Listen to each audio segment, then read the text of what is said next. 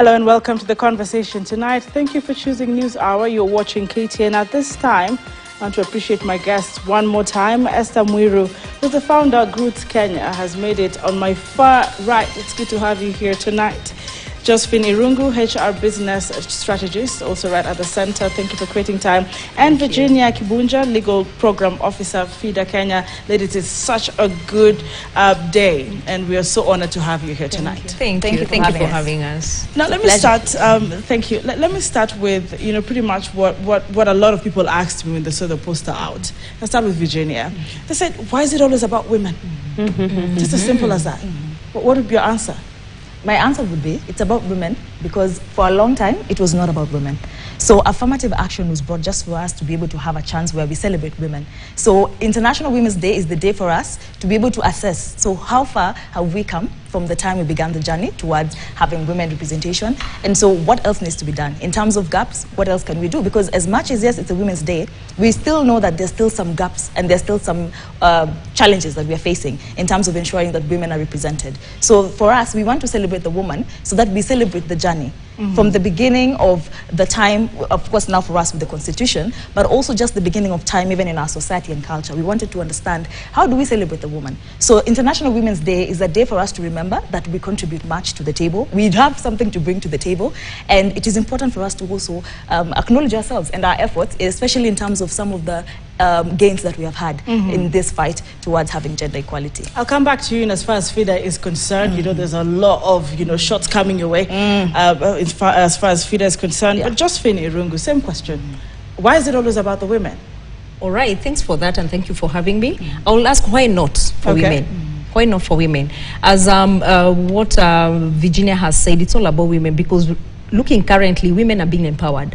And they're not waiting to be empowered. They're empowering themselves. You'll find they're going to personal development. They want to scale up in the corporate ladders, the positions. Right now, look at all this organizations that are in the C-suits. Who are in the C-suits? Most of them, you'll find they are women. So for me, I will ask, why not women?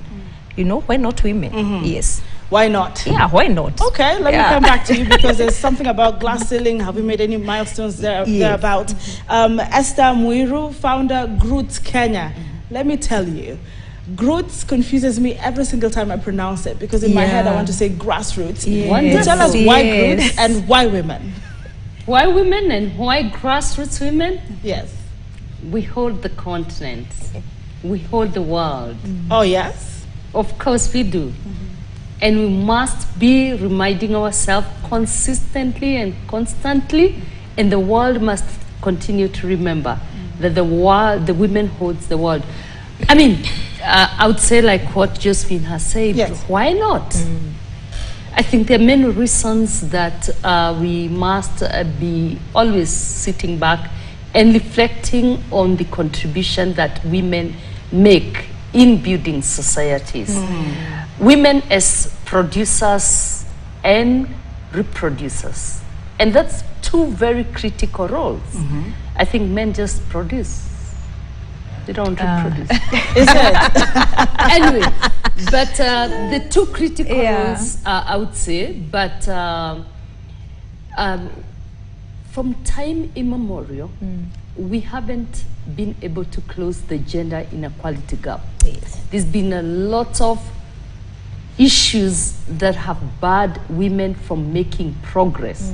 We've been told, whether it's in political participation, whether it's in education, whether it's in economic empowerment, whether it is in who is more affected by health, who is shouldering the burden of dealing with issues of disaster, climate change, food insecurity. Women are still at either shouldering the burden, but when it comes to what benefits the society, women are actually not benefiting. It's shocking. I'll tell you, it's shocking, because in this country we've always said that women own not more than 10%. Actually, sometimes you say 5% of land is owned by women. Recently, we have understood from data that is less than 3%. That's how bad inequality is in this country. Let me come back to you. You're talking about, bridging that gap, pretty much just closing it completely. But here's the big question: gender equality. Is it achievable? It is. Okay. Just bring us up to speed. I believe why you believe it is? I believe it is actually achievable. First of all, because we have the right systems in place. Let me start with the laws. We have the laws in place. Our constitution already prescribes that not more than 2/3. So at the end of the day, we already have a framework to start us off. And then, of course, we've also had case laws. We've had advisory opinions from the Chief Justice, Maraga, in 2020. We've had various reports. FIDA Kenya, we have been hellbound in terms of just promoting the idea that gender equality is something that we need. So it is achievable because in terms of framework, we do have the framework. However, the challenge is when it comes to implementation, you realize that we're not just grappling with the law. We're also grappling with mindsets. The society has norms, it has culture, it has ideology. So at the end of the day, as much as the law may be progressive, and we may have laws in place to actually ensure that there's gender equality, there is also the societal norms. Who is society? I think you Society. and I, all the ladies in this room, are part of society. We are part of society. It is true. Exactly. But then one thing about society is that patriarchy has influenced both of us as genders, both the men and the women. It doesn't just work for the men. And the challenge is when patriarchy shapes a society, you end up having a society that is influenced to think in that particular way. And patriarchy kind of upholds male power. Rules. Yes. So at the end of the day, you realize that as much as we may come and say the Constitution says Article 27, the Political Parties Act, the Elections Act, but at the end of the day, the NADCO report, the Multi-Sectoral Working Group report. But at the end of the day, if the society, let me even leave the society. Okay. If we ourselves are not willing to shift our minds, we are not willing to kick to the curb the ideas that mindset. women as leaders is not just something for the Constitution, it's not just something for the boardroom. Because even women are leaders, even in their family, at their family level, women at the school level, in every area of every sphere of life, a woman can be a leader. So for us, the idea is not just having gender equality for the sake of having gender equality.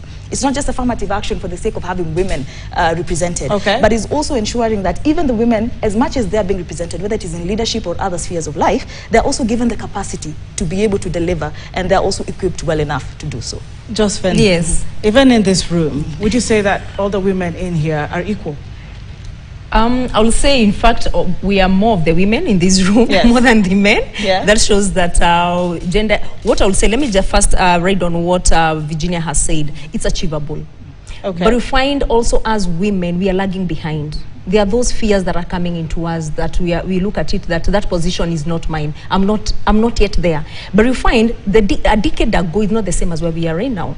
You'll find previously it would be like a chairman if it is in a meeting. But right now the names are changing. It's in the language, it's the chairperson. So the chairperson can be a woman or a man. You find if it is, you call it Honorable, maybe Honorable Betty or Honorable Karim, or maybe it's a pastor, it's a couple. It will be pastor, Mr. and Mrs. Pastor so and so. So it's not Pastor these and Mrs. and Mrs. You understand? So it's achievable. However, it's in the mindset of the woman. Are we ready to bridge the gap? Are we finding ourselves there? We have all what it takes. Okay. But again, the reason why the gap is more or less, it's closing up for sure. It's not like a decade ago. It's closing up. But again, we need to look at ourselves. Are we ready? Are we ready? Are we being empowered? Who is mentoring us? If I'm to go that way. Okay. Yes. Because look, a scenario. This ugali is cooked today. Yes. You want to enjoy Women's Day. And I'm okay with a slice of it. You want a whole half of it. Yeah. You know, she wants a quarter of it. And I'm coming to you, Esther. I mean, that's equity. Someone would say it works better that way than pushing for equality, which according to some analysts is not really achievable. Because even women are not heterogeneous, are not homogeneous rather. They are heterogeneous. Women with disability, women, literate women, mothers, single ages. Including so girls. What is this equality narrative? Even to the grassroots, the woman in Nairobi is not thinking the same way. Their problems are not like the woman in Wajir. By the way, that's why gender equality matters, because it considers all these dimensions. We talk about gender equality and making sure that whatever we do benefits women in all their diversities, their age, whether they are social classes. So it is actually about ensuring that both men and women have equal opportunity, equal they have they've been given, they have the right environment to thrive. But you know, we are talking about International Women's Day.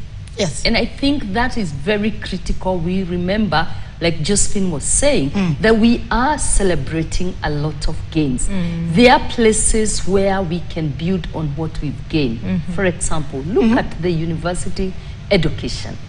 We have quite significantly number of girls and women, young women in the universities, and the gap is closing. Yeah, the gap is closing. Professors will tell you that they are really, that you find there are no more, there are such big difference between the young men and the young women in those classes. And it's good for us to ask ourselves, what have we done to close these kind of gaps? First, it is what my friend just said, that we have very beautiful laws, we have very beautiful policies, we have very beautiful institutional frameworks that are existing, not just in this country, everywhere in the world. But the problem, there is no political will to invest and to make sure that there is implementation of these laws. And we need political will. We need to make sure that investment is put in the right places where we are advancing women's human rights, because women's human rights is actually people's human rights. And and if we do not have women's human rights advanced, we are actually lagging in human rights generally. And so it benefits all of us. It just don't benefit women when we have gender equality. Just and just to add what Esther is saying, you'll find that, and what I had said earlier in terms of the mindset of the woman, you'll find where are we going to, how are we going to close these gaps as women? The political parties, how many women are being involved into it? The political parties, the leaders, are they really welcoming the women into it, or are we the women fearing getting into the leadership in the political sphere? So you find, like the university she's talking about, you'll find most of the ladies or the women are the ones in the university. Not that men are not there. And again, the constitution is not quite, it's quite vague on the 2/3, because it's 2/3, not more than 2/3 of the opposite. So which is the opposite? So it's either the 2/3 in an organization, it's either the 2/3 of political party or whichever the sphere, it's either the 2/3 of the men or the 2/3 of the women. You understand? Okay. So you find, where are we women?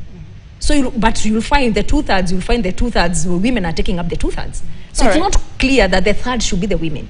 2/3 of the women. It's good that we have Virginia here for that clarity. And I just wanted to jump in and actually say, I am joining Josephine's point. The idea behind 2/3 is because the reason why it's a women's conversation, in quotes, is because at the moment, women are the ones who are disenfranchised with this, in the sense that it is the women who are few in a lot of these places. If it's leadership, if it's most of the times the women have been bearing the brunt on the other side. So the 2/3, it's not just 2/3 for women, it's 2/3 for both men and women. But then now, because especially like in the political field, where, most of the times even in the economic field, you realize women do not necessarily have the power. So we are really fighting for even a third of a lot of these people to be women. So sometimes the conversation is lost because it becomes a women's agenda more than it is actually a 2/3 agenda. But the idea is we want to have at least both genders represented. If it is in a forum where we're having 2/3 of the population or representation being women, the other third can be men. So it's not particular to. And again, to be very clear, that women are not saying it has always to be the women pursuing the appeals, this and that. Enlighten us. No. Women will work very, very hard in situations that they are occupying the majority of spaces to bring up boys and young men to occupy the space, to allow for gender equality to happen. And I think that's why, for me, I really like this discussion of why we said, let it be not a third, but 2/3, because we are saying that at every given time, if it is the women that are more, we will be in a position where we can say, let the other gender right. also rise up so that we can have equality. So you're not fighting the men, essentially? No. In fact, we can't do without the men. We can't do without the men. I always say that. How do I fight my husband? All right. How do I fight my son? Okay. How do I fight my brothers? Yes. But the problem is patriarchy reigns, and we must dismantle patriarchy. Yes. Now I want to come back to that point. You know, I sat down with, I think, the board association, something like that, and what they actually brought out is that a lot of women now are taking charge in boardrooms. Yes, they are. I mean, you don't need political goodwill for this one when it comes to the corporate world, do you? Yeah. How is this changing? And in fact, men are saying at some point it might be that men will be extinct in corporate. I don't know. What is the word on the ground as far as HR is concerned? Thanks for that. First things first, we can't do without our men. Okay. For sure. And you say our men. I have a son. Our men, yes. We have fathers, uncles, call it our men. For me, I have a son. Yes. So I can't do without men. You know, they are our leaders. Let me not go that side. They are our heads, sorry. So why are women taking up the boardroom? As I said when we were starting, women are being empowered. Either by self, that is self-drive, or we are having different women organizations, groups here and there, because you will find women are being grouped together with girls, PWDs, and you know, girls PWD, and just marginalized there. But you'll find when we go to the boardroom, this is a woman who has masters, but the man has probably a degree. This is a woman who is already a doctor. A man is up to the masters, who is going to pick up the C-suite side. So we'll find that many are the women who are picking up because they have that self-drive. Because one thing, I think with women, we have reached to a point whereby we are like, we are not going to be beaten. You know, we need, if a man can do, a woman can do better. But again, I think that's just the notion that is coming up into women, and we're like, we can as well do it. Look at this, many single women that are there. All right. You understand? So a single woman, will a single woman sleep hungry, or will a single woman just stay aside or get into a garage and be a mechanic? Wait. For example. Single woman or single mother? Single parent. Single parent. Okay. Because single parent there are who is a woman. Women. Who is a woman. Okay. Yes. But I think we have to be very careful with this notion that, or this belief that women have been empowered and the boys and men have been left behind. It's again a patriarchal narrative. There is no way, and there is not one single sector where you will find that because of the investment that has been made, that more women have actually been empowered. You know, I come from Kiambu. Okay. And we do not have donors. Let's be clear. They are not those donors in Kiambu, because Kiambu is seen to be a wealthy district. It's a wealthy county.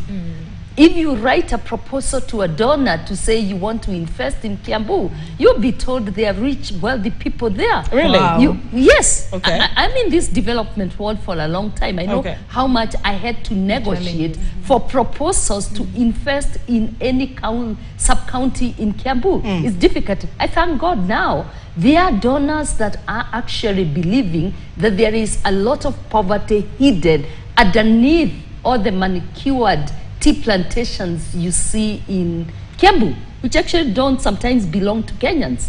They belong to other people outside the country.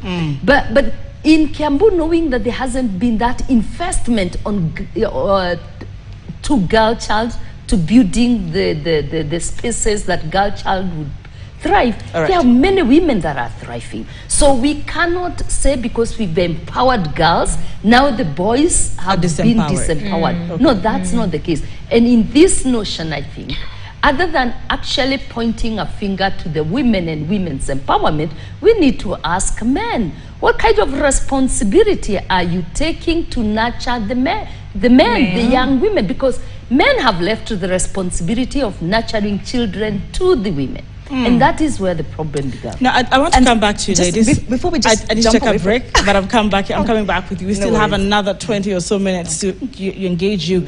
And that question, we're coming back with it. And the men in the comment section, do engage us as well, and the ladies in studio in that regard.